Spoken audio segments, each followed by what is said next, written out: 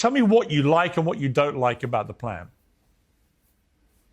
Piers, appreciate you having me on. It's an important day, it's an important week, and it is an important plan if it can stop the violence. I just want to say one thing about your intro. You said Hamas breached Israel's border on October the 7th. Technically, Israel is the only country I know of that doesn't define its borders. It breached the fence, but Israel has never said whether it accepts that Gaza is not Israeli territory. It is actually Palestinian territory.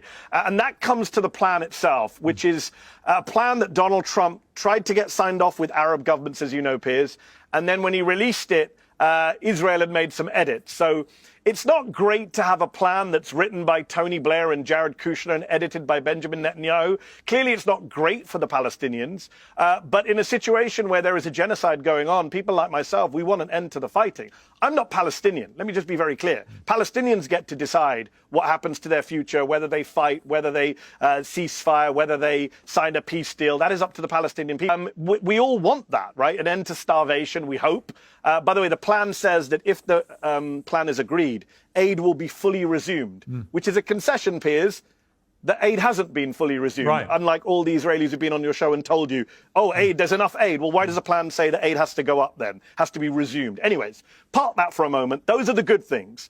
End to violence, end to starvation, I hope, would be the good things. The bad things are that it's a very colonial plan. A lot of Palestinians have described it to me as colonial. Tony Blair and Donald Trump should have nothing to do with the running of Gaza. This plan puts them on some board of peace. I think you and I would agree that Tony Blair has been nothing but a disaster for the Middle East.